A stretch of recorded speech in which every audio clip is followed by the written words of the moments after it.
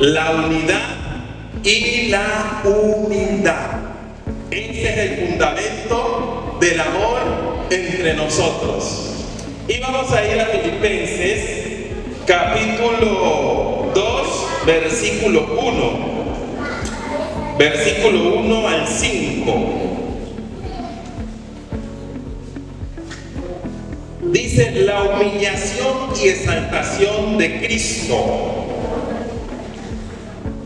Por tanto, si hay alguna cosa, alguna consolación en Cristo, si algún consuelo de amor, si alguna comunión de espíritu, si algún afecto entrañable, si alguna misericordia,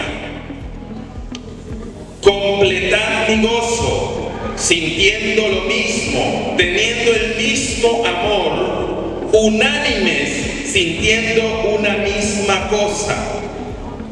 Nada hagáis por contienda o por vanagloria, antes bien con humildad, estimando cada uno a los demás como superior a él mismo, no mirando cada uno por lo suyo propio, sino cada cual también por lo de los otros. Haya pues en vosotros este mismo sentir que hubo también en Cristo Jesús. Haya pues en vosotros este mismo sentir que hubo también en Cristo Jesús. ¿Por qué hablamos de unidad y de humildad? Porque sin humildad no puede haber unidad. ¿Sí? Sin humildad no puede haber unidad. Entonces, vamos a tratar con dos puntos sencillos hoy, para que esta enseñanza quede bien grabadita en el corazón de ustedes. Y el primer punto que quiero que tratemos en esta noche es: la unidad nace de un mismo sentir en Cristo. La unidad nace de un mismo sentir en Cristo. La unidad nace de un mismo sentir en Cristo. El apóstol Pablo enseña que si hay consuelo en Cristo, si hay amor y comunión del Espíritu, entonces los creyentes deben tener un mismo sentir, un mismo amor y un mismo propósito. La verdadera unidad no surge de los gustos personales ni de los acuerdos humanos, sino de compartir la mente y el corazón de Cristo. Cuando Cristo es eterno, las diferencias dejan de ser obstáculos y se convierten en oportunidades para mostrar el amor. El mismo sentir que tuvo Cristo. Entonces, la unidad, jóvenes, debe nacer de un mismo sentir, ¿verdad? Es como si hoy dijéramos que vamos a ir a la playa mañana. Todos queremos ir a la playa, entonces nace un mismo sentir en cada uno de nosotros y decidimos todos ir a la playa mañana. Todos nos ponemos de acuerdo. Ese mismo sentir de ir a disfrutar, de ir a gozar, de ir a pasar un tiempo agradable, nos une para que nos esforcemos y hagamos todo lo posible para ir a la playa, ¿cierto? Entonces, en Cristo nosotros debemos tener un mismo sentir. Como cristianos, como jóvenes que venimos a buscar a Dios, debemos tener un mismo sentir. Y ese sentir es en amor. Ese amor que tuvo Cristo por nosotros. Ese amor nos debe mover a nosotros a que nazca nazca en nosotros un mismo sentir. ¿Un mismo qué? Sentir. Jesús dice en la palabra que cuando miró la multitud, tuvo compasión por esa multitud. ¿Tuvo qué? Compasión. Y como nosotros estamos hablando de la unidad, quiero que en cada uno de nosotros haya ese mismo sentir, el sentir de la unidad. La unidad es un mandamiento. ¿Quién me dice qué es la unidad? Es un mandamiento. ¿La unidad es un principio? ¿La unidad es un principio? Y los principios son irrevocables, irrefutables, inviolables. Entonces, jóvenes, escúchenme bien. La unidad es un principio divino. Por lo tanto, Dios quiere que usted y yo seamos uno. La unidad es un principio divino, el cual no se puede violar. Por tanto, Dios, el mismo Jesús dijo: Padre, que ellos sean uno, así como tú y yo somos uno. ¿Qué quiere decir esto? Que la unidad es negociable aquí. Que si yo no quiero vivir en unidad, entonces me pongo a un lado y no vivo en unidad. Esto no es negociable.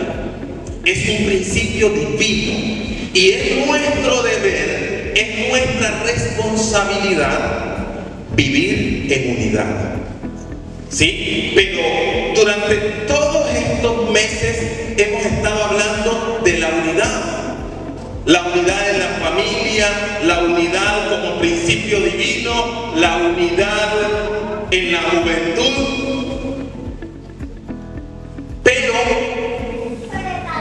aún de todos esos temas que hemos estado viendo sobre la unidad, aún no logramos ser uno. ¿Sí? Aún no logramos ¿qué? Ser uno. Pero si cada uno de nosotros toma la palabra a título personal, podemos empezar a lograr la unidad. ¿Sabe cuál es el inconveniente? Que a veces yo digo, es que esta palabra le caía a tal persona. Ay, ¿y dónde está? Ay, no vino, esta era la palabra propia. No tome así la palabra de Dios. Siempre diga, esta palabra es para mí, la recibo y quiero hacer la diferencia. Porque si no tomamos esta actitud, no vamos a poder fomentar la unidad en la iglesia, la unidad en la juventud. No piense que la enseñanza es para el vecino, diga, es para mí. La palabra me está hablando directamente a mí. Entonces, jóvenes, ¿cuál es el mismo sentir que debemos tener aquí como juventud? ¿Cuál es el mismo sentir? La unidad. Debemos ser uno. Así como Cristo y el Padre son uno. Pero es que, ¿cómo yo voy a ser el mismo? No se trata de ser el mismo, se trata de ser uno, que es muy diferente a ser el mismo o a ser iguales. Porque Jesucristo es una persona muy diferente al Padre y es una persona muy diferente al Espíritu Santo. Cada uno tiene sus características diferentes, pero son uno. Es un mismo Dios. Dios ideó un plan de salvación, incluyendo al Padre y al Espíritu Santo, en este plan de redención de la humanidad, de que la humanidad pueda volver a Dios, porque fuimos creados para estar cerca de Dios. Así como el pez fue creado para permanecer en el agua. Si sacamos el pez del agua, ¿qué va a pasar? ¿Qué pasa? Acá dice que se ahoga. Sí, se ahoga del aire. El aire lo hace que se ahogue y se muere, ¿cierto? ¿Cómo? Se asfixia. Se muere. Entonces, si nosotros nos alejamos de Dios, ¿qué cree que va a pasar? Nos morimos. Y mucha gente dice, ¿cómo es posible? Sí, hay mucha gente caminando en este mundo que andan caminando, pero están muertos espiritualmente, muertos en su relacionarse con Dios. Entonces, vamos al segundo punto para que terminemos. El segundo punto es: la humildad abre el camino a la unidad. La humildad abre el camino a la unidad. ¿Y por qué hablamos de humildad? Porque es que, jóvenes, esto es algo impresionante para Dios, porque dice la palabra de Dios que Él mira de lejos al altivo, ¿cierto? Pero es amigo del humilde. Entonces la humildad abre camino. Y aquí voy a leerle esto que dijo el apóstol Pablo: nada hagáis por egoísmo o vanidad, antes bien con humildad, estimando cada uno a los demás como superiores a sí mismo. ¿Cómo? Como superiores a sí mismo. Entonces, en vez de yo creerme más importante que el otro, siempre crea que el otro es superior a mí. Allí empieza la humildad. Siempre yo saber que Celia es superior a mí, ¿cierto?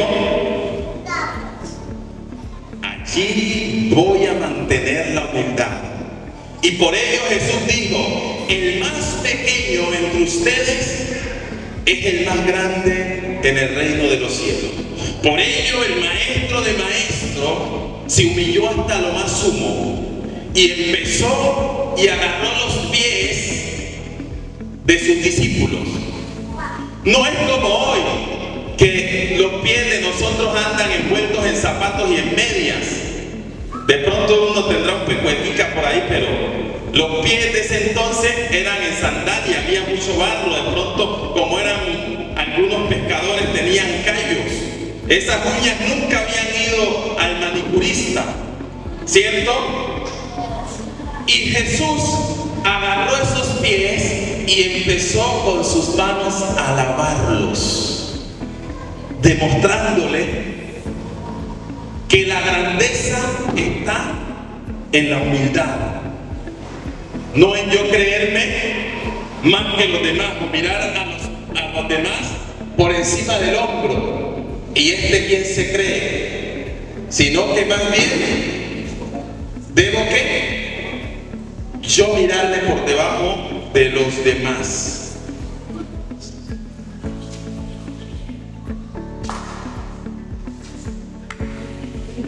La humildad es la puerta que derriba el orgullo y el ego, que son raíces de división.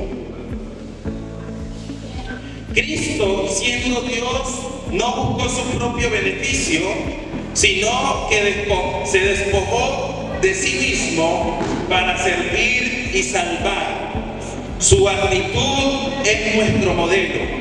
La humildad no debilita, jóvenes, sino que agradece el amor y fortalece la unidad. Ese es el principio de humildad. Vamos a concluir entonces.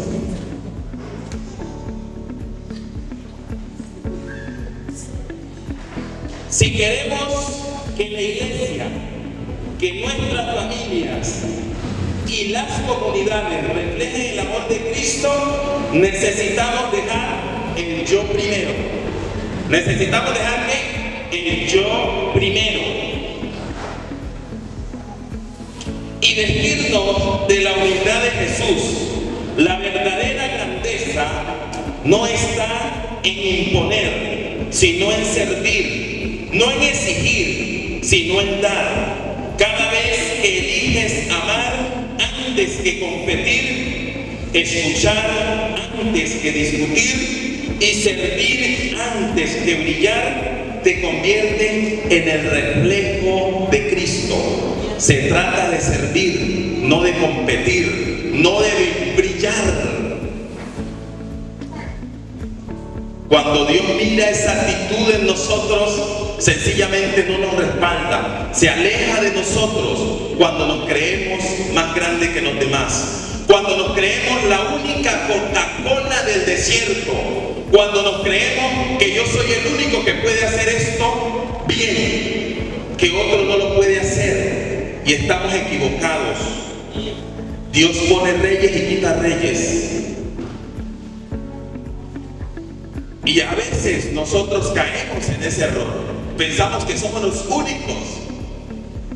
Elías dijo: solo yo he quedado, que no he doblado los pies ante Baal. Y sí, se creía que era el único que había quedado. No nos creamos nada, jóvenes. Ciertamente usted y yo polvo somos y al polvo volveremos. Dios da la vida y Dios la quita. Así que mírese siempre inferior a los demás. No se mire superior. Porque cuando yo me miro inferior voy a aprender de todos. Voy a aprender hasta de un bebé recién nacido. Voy a aprender hasta de un animal. Como le pasó a Balaán, que ya se creía tan sabio y el asna tuvo que hablar, ese animal. Yo me imagino a este hombre cuando ese animal le habló. ¿Qué habrá sido de él? Dios hasta dónde a veces tiene que recurrir. O al rey Nabucodonosor, que lo mandó un poco de años a vivir como animal comiendo del campo. Porque a veces, jóvenes, el poder y la economía nos hacen invencibles. Cuando manejamos poder económico, cuando manejamos poder de influencia, nos creemos ya los superpoderosos, los invencibles, los que lo tenemos todo, y estamos equivocados. Dios, si quiere, hoy te quita del lugar de privilegio donde estás y mañana ya no estás. O si quiere, te quita de este mundo y mañana ya no estás. O a mí. Siempre la humildad. La humildad abre esa puerta y abre ese camino hacia la unidad. La unidad florece donde reina la humildad. Y la humildad se perfecciona cuando imitamos a Cristo. Si Cristo vive en nosotros, entonces el mundo podrá ver en nuestra unidad la fuerza transformadora del amor de Cristo. Necesitamos reflejar a Cristo en la unidad.